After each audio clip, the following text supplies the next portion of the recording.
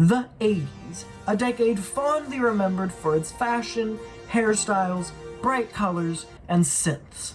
A lot of synths. In many ways, we haven't left the 80s. The biggest example of this comes from the hit TV show that you, nor your grandma, nor your annoying friend can stop talking about. It's Stranger Things.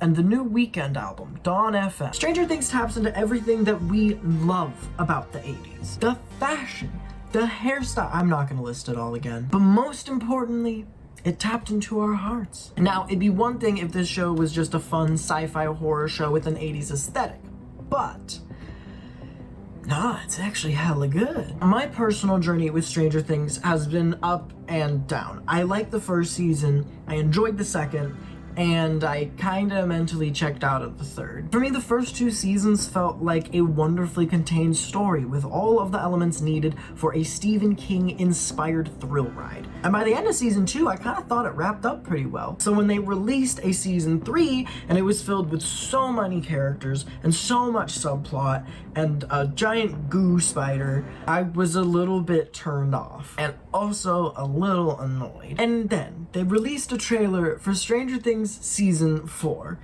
and when I saw this, I thought, wow, that looks fucking stupid. How did we even get here? And I realized it was high time that I watched the whole series front to back, right in time to see what the latest season had in store for us. And I have to say, my opinions have changed so much. Oh my god, my opinions on this show have changed drastically, and I cannot wait to talk about it.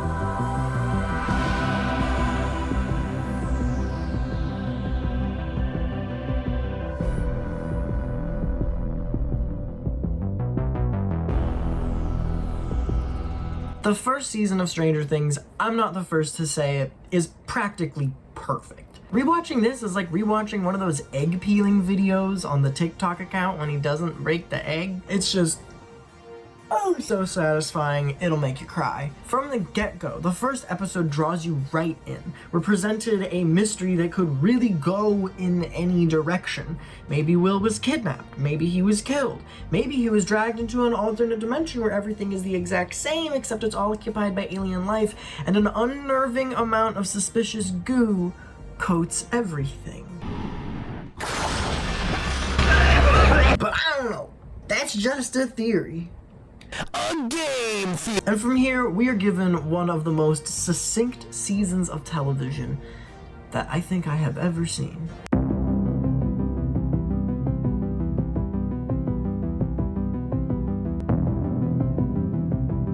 Cold opens for me surprisingly do a lot for me this season. They effectively set up a singular focus for each episode to draw upon. The cold open of the first episode is maybe the best in the entire show.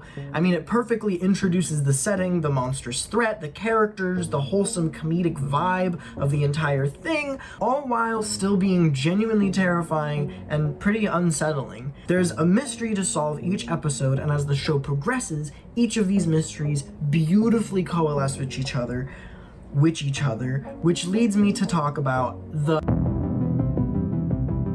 After watching this, I have a heightened appreciation for this season for its structure alone. For the first half of the season, we see multiple differing perspectives on the mystery at hand. Joyce thinks it's supernatural, Hop doesn't. Jonathan wants to grieve and process Will's apparent death.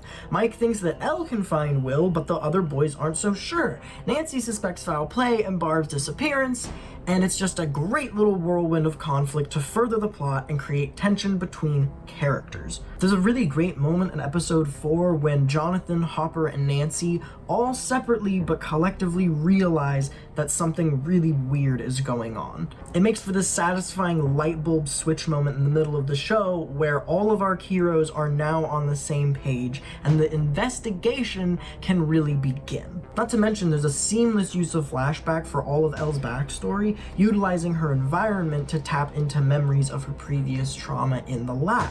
It's a really creative way to flesh out our main character's backstory without entirely disrupting the flow of the plot. Which reminds me, the characters in this season are what made this show Netflix's magnum opus. If it hadn't have been for the sweet chemistry between the boys and Elle, the Breakfast Club style of writing for Steve and Nancy, and the truly harrowing relationships that Joyce has with Hopper and Jonathan, we wouldn't be getting 5 seasons of this shit. And the acting is phenomenal. All of the scenes between Joyce and Jonathan were surprisingly my favorite of all of them. They made for these really intense, heartbreaking moments where Jonathan truly questions his mom's sanity as she pleads for him to believe her that something weird is happening. It's just really well-crafted drama. And Winona Ryder probably has the best performance of this entire season, even if 50% of it is just her screaming, Will, I'm here! Will!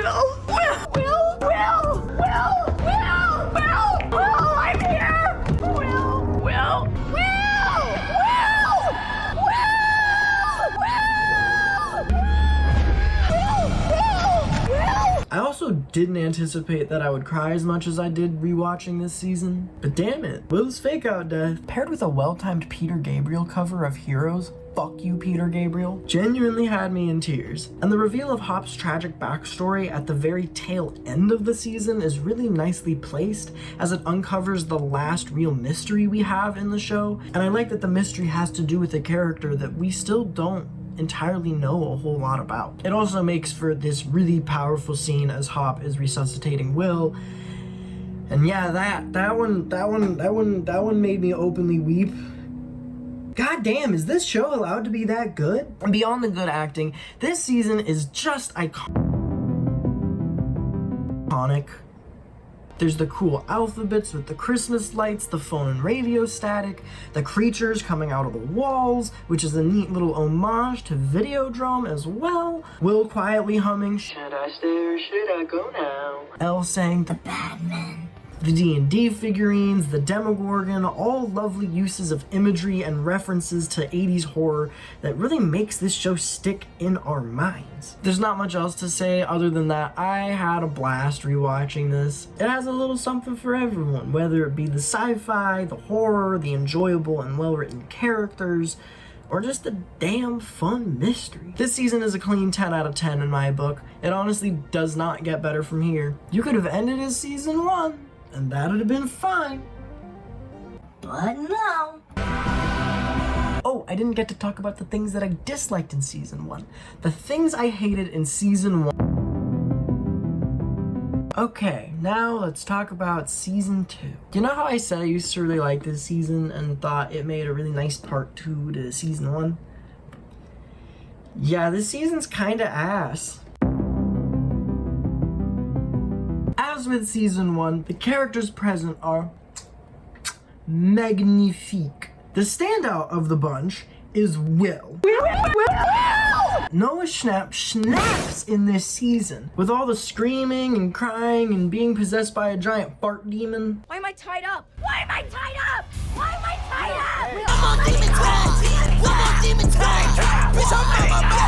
Will manages to be my favorite part of this season and a standout performance in pretty much the entire show. His performance is terrifying, he steals every scene that he's in, and his delivery when he describes the monster to Mike is bone-chilling. Came for me. I been trying to make it go away, but it got me, Mom. I felt it everywhere. Everywhere. Of course, all of the boys are fun to watch, their dynamic is snappy as ever, and we get Max, my second favorite. No, she's my favorite character in the entire show. I think she's a really nice addition to this season, and while they don't fully utilize her like they do in season 4, I really like her placement here. I think it adds a little bit of fun middle school drama, and I think Sadie Sink is just the best. She is great. Good job, Sadie Sink. Also, Billy. He's good. I like that he's pretty off-kilter from the rest of the crew, and Dacre Montgomery obliterates this performance. This whole situation, Harrington, I don't know. It's giving me the heebie-jeebies. My 13-year-old sister goes missing all day, and then I find her with you in a stranger's house, and you lie to me about it. Steve is delightful here. From this season on, he is a cast and show favorite. He serves as the perfect opposite to Billy. He's a lovely deconstruction of the typical jock character, and he and Dustin end up having like some of the best chemistry in the entire show. Hey. What? You're not falling in love with this girl, are you? No. Okay, good. And Bob! Man, they fucked Bob over. Bob's death is one of the lamest pieces of television that I have ever seen. Like, why did this man stop running? Aren't you running? Why aren't you running? They didn't need to direct the scene like that. It just makes him look dumb. Like a fool. But I love the addition of Bob. I love how out of every new character they add, he doesn't question the chaos at all. He just kind of accepts it and helps solve the problem because he really cares about Joyce and the boys. He even tries to help Will confront the demon, and I love that it doesn't work. Easy peasy, right? Also, I like the finale. The finale is really good. I like the part when they have to interrogate Demon Time Will by telling him happy stories and he signals to them in Morse code. Then they're like, we gotta burn the demon out of him. And then Joyce puts him in a DIY air fryer and Nancy stabs him with a fire poker while Jonathan shits himself. It's genuinely one of my favorite moments in the entire show. I can't lie. Now, on to the much longer portion of this portion of the video. So much. Hate is a strong word. Highly dislike. This season is so weak, and I don't know how I missed it the first time. It's clear that the writers didn't have much to pack a full season, so they just kind of stretch out plot lines and reiterate things that we already know. Firstly, as much as I love the spooky eldritch demon shadow monster, it's undercut by how early they reveal it to us. Part of the scare of season 1 is that we aren't shown the Demogorgon up front. Rather, we wait till like halfway through to see the damn thing, and it works. It builds a lot of suspense. But they show us the Mind Flayer like episode 1, episode 2, almost right away. I think it would be more effective if we didn't get to see what Will saw. If we're just shown his response to the visions that he's having, but we're shown it through the lens of the characters on the outside, it makes the villain that much scarier. It also would make the scene of him drawing and his description of it to Mike that much more terrifying. Clearly the show wanted to make a full use out of a much larger budget because,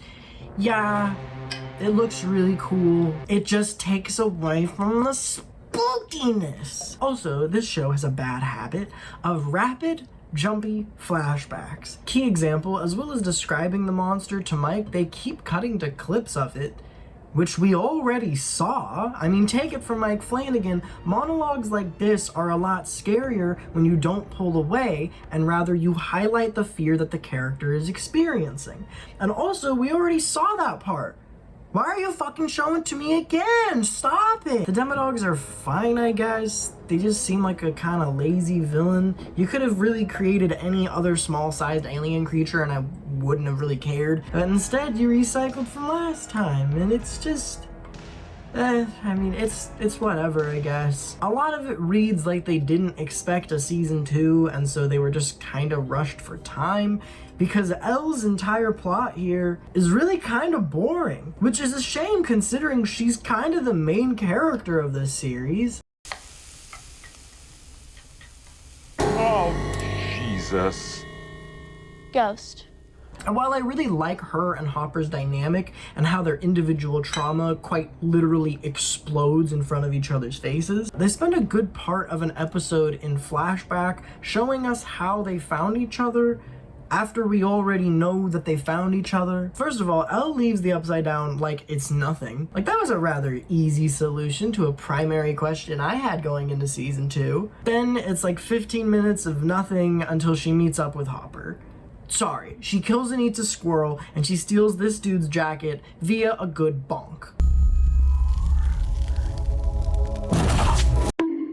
Very prime information there. Thanks for sharing, show. And after this, she leads to see Mike, and then there are some really great moments between her and Hopper. But then Hopper goes missing in the underground caves in an episode that really doesn't add much to the plot. I mean, Bob solves a puzzle. We learn about the caves. Max learns out about Elle.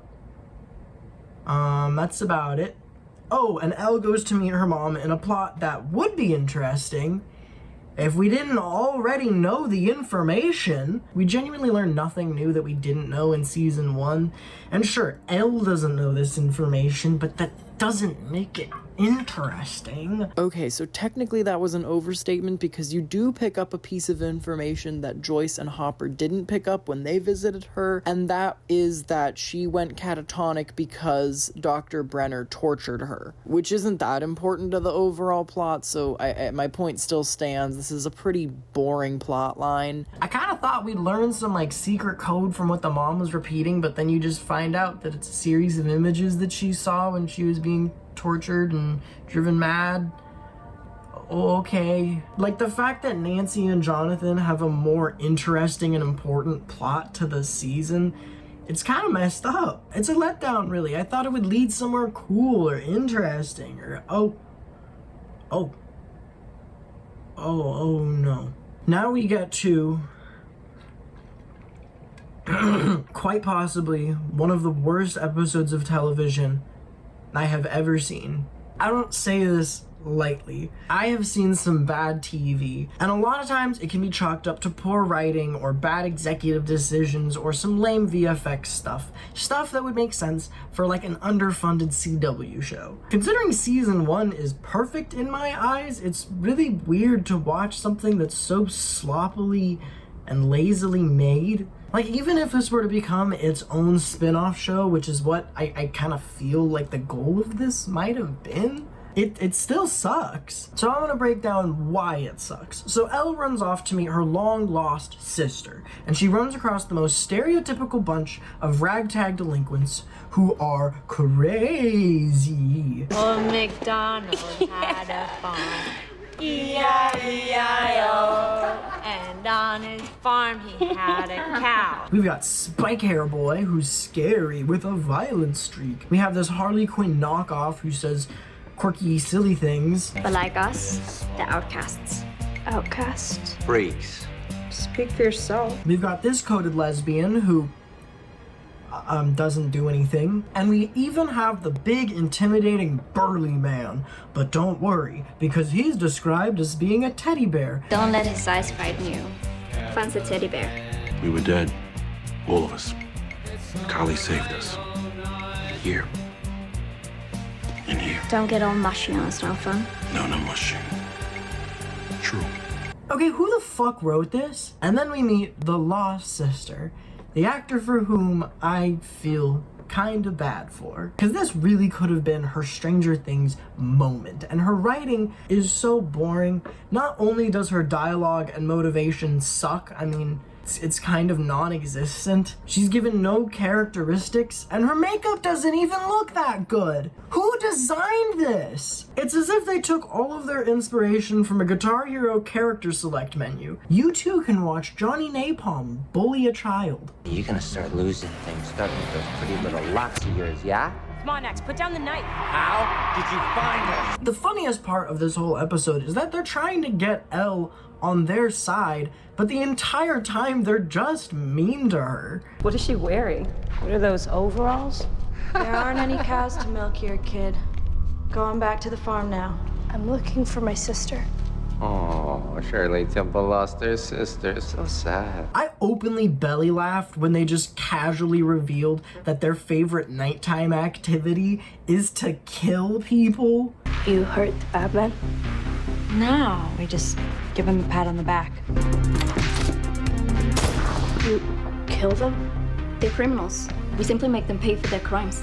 In a show about grounded characters living in the 80s, it's very weird to introduce people who just like killing people because it's fun. The sister has a motivation, but it still doesn't justify just how absurd it is to introduce characters like this. And then, even funnier than this, is that before they go out to kill people, they put on fun little costumes and give Elle a full makeover just to kill some guy. And then by the end, Elle is like, I don't really like going out and killing people. I want to leave. And the sister is like, okay, you can do that. This isn't a prison, Jane. You're always free to return to your policeman. And then the cops arrive because it's a little hard to get away with crime when you dress up beforehand. And Elle's like, yeah, I'm just gonna go because my friends need me. And then the sister's like, no! It's like supposed to be this emotional moment for them, but it's not like they were trying very hard to get her on their side. How's your white hick sister? You tuck her in real tight? Yeah, what about a lullaby?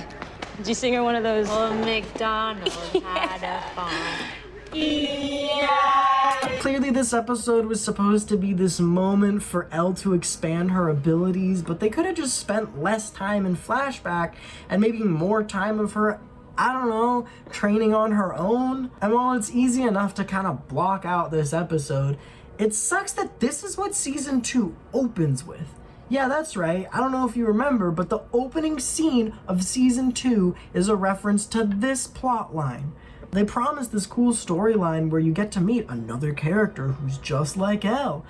And they wait until the very end, and it sucks. Good job, team. I am so curious what this would have become if it hadn't been so bad that you guys basically retconned it out of season 4. Anyways, I guess the finale of the season is fine. Elle meets up with the gang finally, Bob saves the day, and then dies. Hopper and Elle have the best scene in the whole season together, and Mike finally gets to act. Nothing about this is okay! Nothing about this is okay! You're stupid, disgusting! Max stands up to her racist brother and stabs him with elephant tranquilizer or something. Elle seals up that portal right on time to attend the annual school ball. Sorry, the school snowball. It makes for a cute ending, and I kind of thought the show was just gonna end right there. But no. We got 3 more seasons apparently. And thankfully this actually is as bad as it gets. We got the best of it, we got the worst of it. The rest is like fine.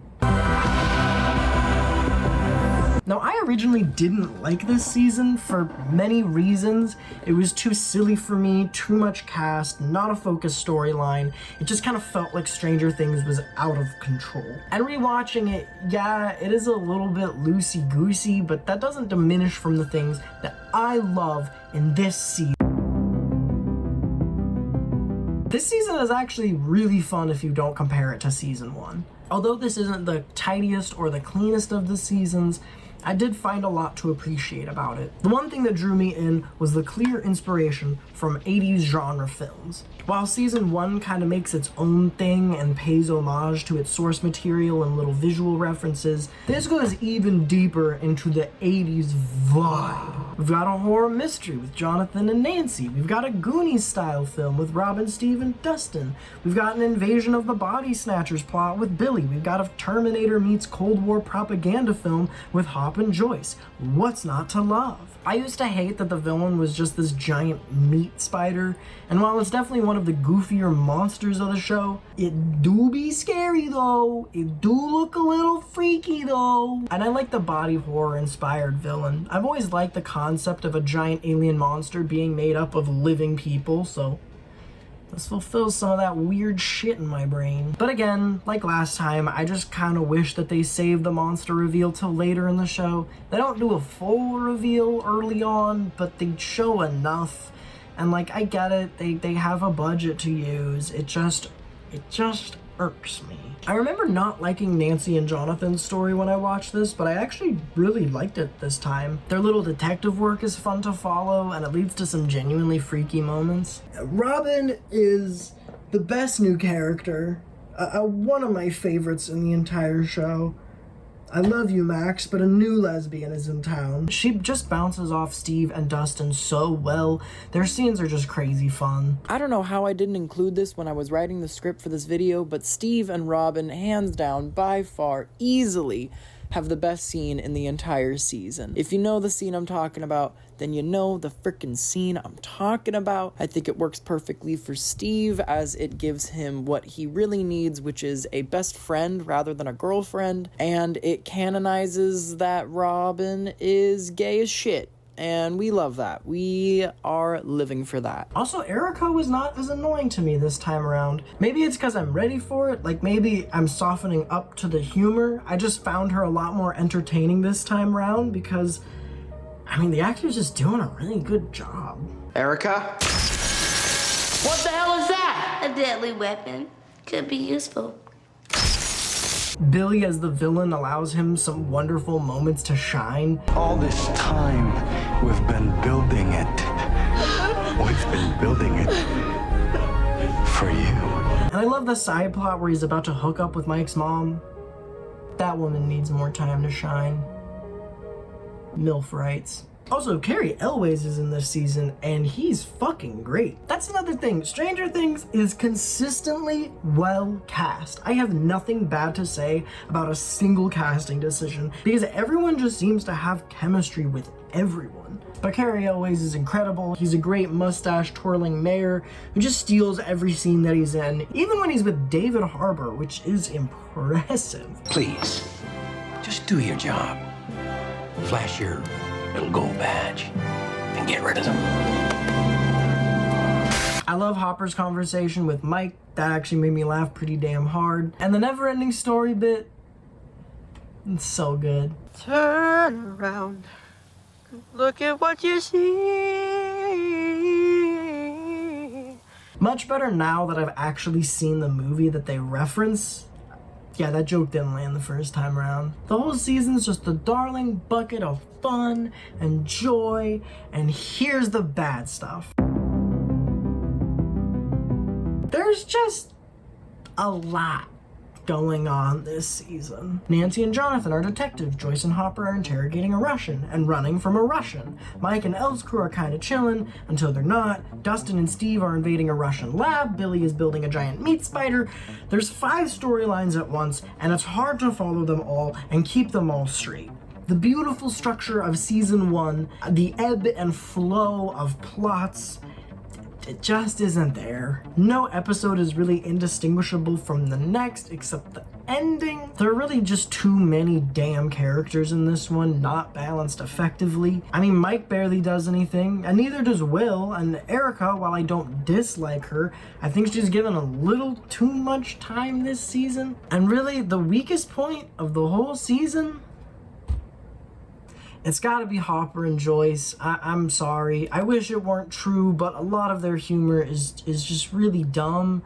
I mean, they keep pushing for the two of them to be a couple, and I don't buy it. Like, they have chemistry, sure, but like not romantic chemistry, not to me. They even include my least favorite comedic bit. The, oh no, my towel fell off.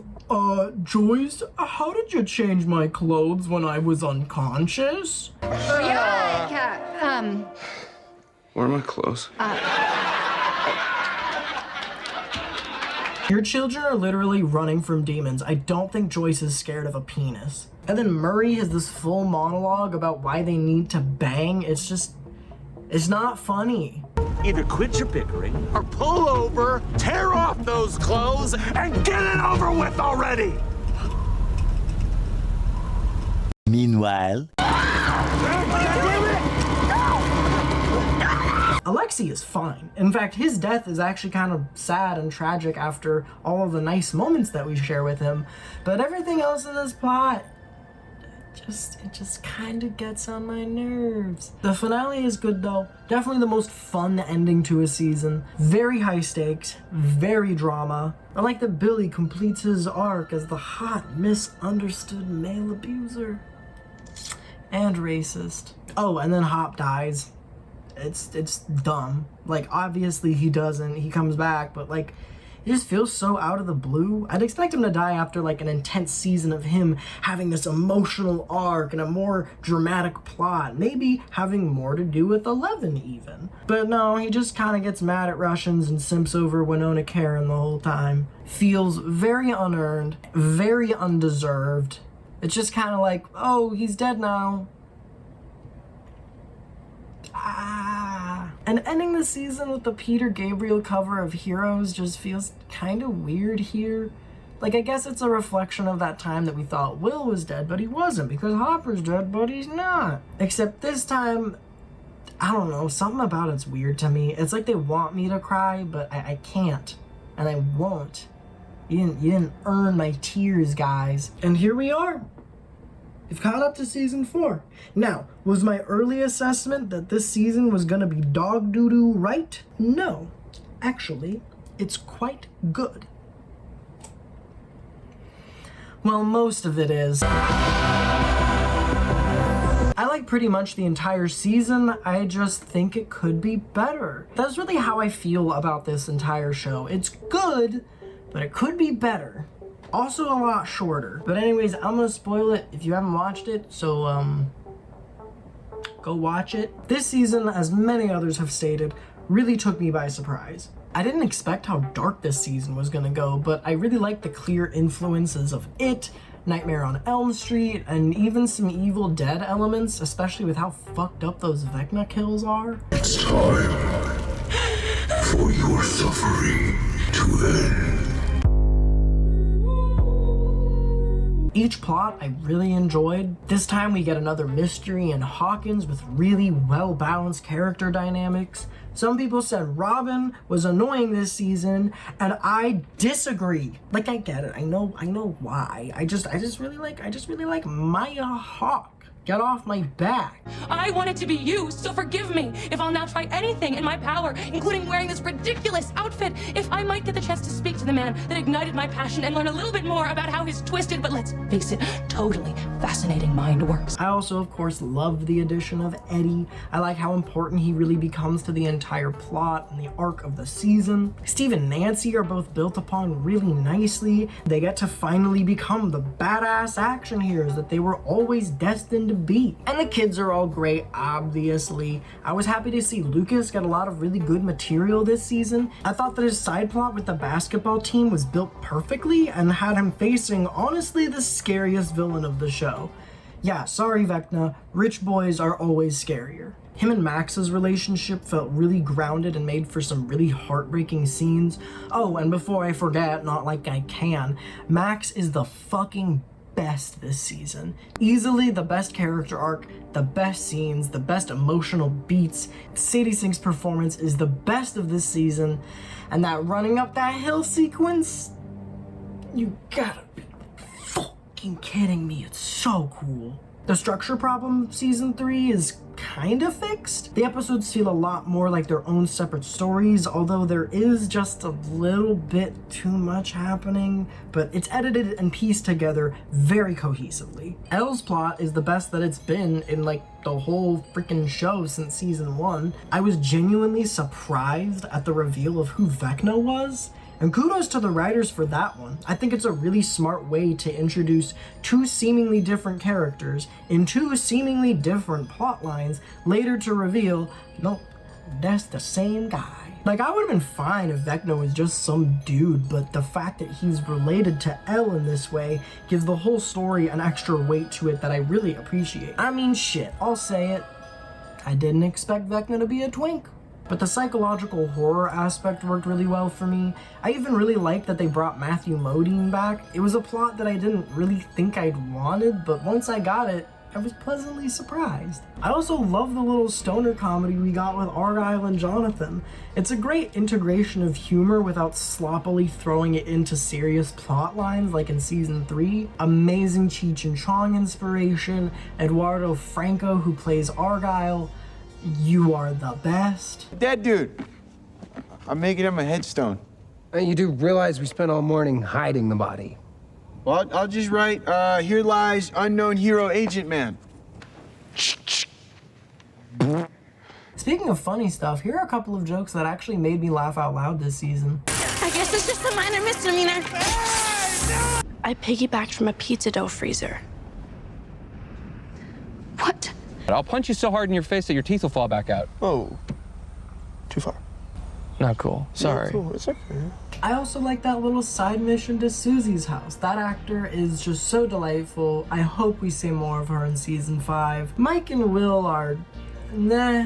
They don't really do much aside from a couple of really good scenes, but Mike's always just standing there looking awkward as shit. Will's just gay and sad the whole time. I mean, and outside of that really good scene with him and Jonathan, you know, what's new? I'll talk about Harper's plot in just a little bit, but David Harbour, David Harbour is maybe the best and most consistent actor throughout this entire series. He manages to make every script sound good, even when it's not. The monologue he has to the Russian guard about his daughter is beautiful, and his detailed description of the Demogorgon is actually kind of haunting. Even if they aren't the most well-written pieces, he makes them feel important, and he just shows how dedicated he is to that character, and that just makes me so happy. Also, even though we already know what the Demogorgon looks like, I think that the build up to its reveal in the giant cage fight was honestly pretty satisfying for me, and it made for a really horrifying action scene, so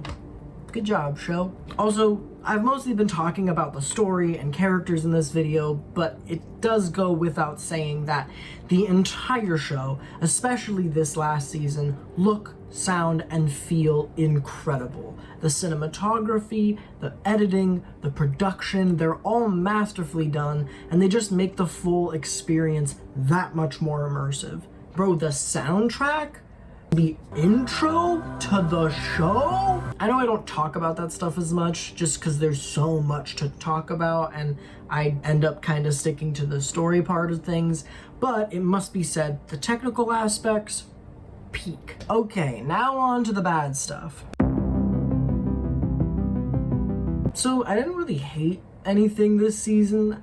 I just wish some things were better. This season is stretched the fuck out, and I'm not really sure why. I mean, maybe they had more to cram in, except that they love to spend way too much time using their age-old technique of flashing back to things that we've already seen. Karsten Rundquist talks about this in his review, but since season 2, when Will describes the Mind Flayer, they for some reason love showing us old scenes rather than how the characters feel about those scenes, which is so much more interesting. And it's not hard to do. A lot of the time you wouldn't even need to add dialogue. You just need to direct your actors to react to the thing you're talking about.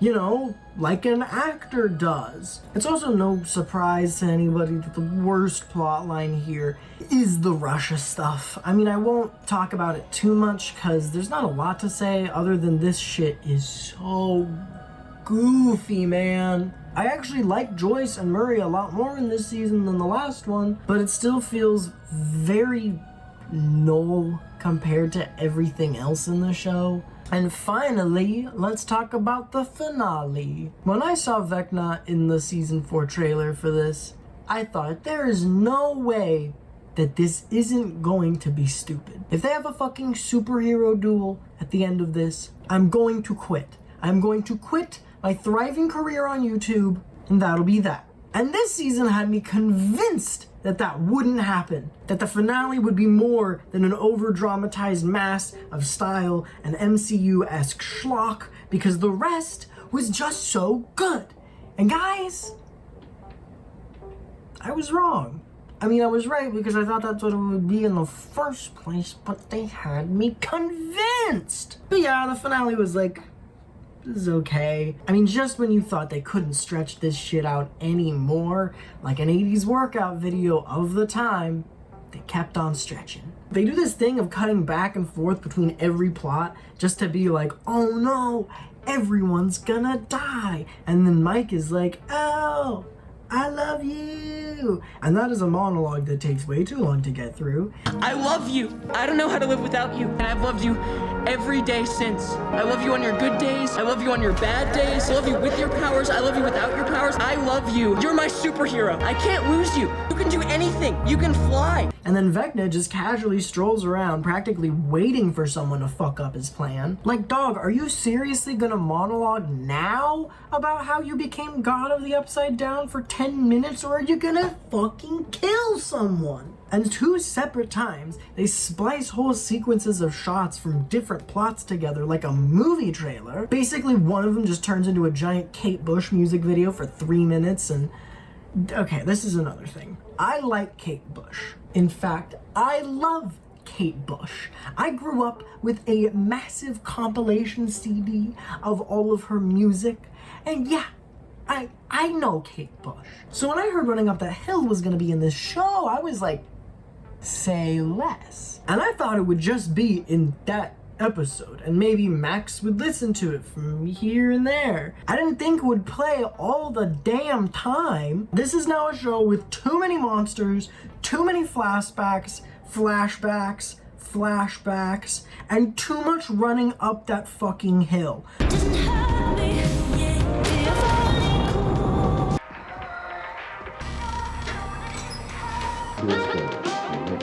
Work your magic, Kate. I mean, Max even says, what if it's not my favorite song anymore? And Vecna gets me. I love that song. I never want to hear it again. Thanks, Stranger Things. I'm also just not sure how I feel about Vecna being like the master behind it all. And the reason that like the entire show started, basically. I'm just kind of tired of this Moriarty style villain who has everything planned from day one. It removes the mystery of not knowing how or why the Upside Down is what it is, and it just supplies an answer to a question that I never really had. And I think the Vecna twist is a good one, and I don't mind that he's the new mega super villain of the entire series. It definitely makes for an exciting lead up to season 5. I just miss when this show was a lot simpler. Like, you're telling me he actually drew a picture of a spider as a 10-year-old, and then as a teen he was like, ooh, I got the perfect design for this fart cloud. I'm just tired of evil masterminds. Sorry. So yeah, that's pretty much all. I like where the season ended. I think it's cool that Vecna actually won in the end of the season, and I think it's a little bit of a cop-out that they didn't kill Max. I'm also feeling very tired of like brand new characters being introduced and then having them just get killed off at the end of the season, especially when they're good. But I like where this is all heading. I like that the Upside Down is bleeding into the real world, and I really thoroughly enjoyed myself throughout this season. It's too damn long. I mean, it is definitely too damn long for how much fluff they do pack into this bad boy, but I still enjoyed it, and I can't wait for season 5. Please give Will something to do. I'm absolutely begging you. And that's it. Thanks for watching. Sorry for rambling, but also it's my video, so back off. Tune in next time when I'll be talking about, I don't know, man. I'm not keeping a schedule. Like, share, and subscribe. Love you guys. Mwah. Oh, one last thing. I like when Hopper fought the Demogorgon with a sword. I know. I'm a simple gal. I just fucking like swords.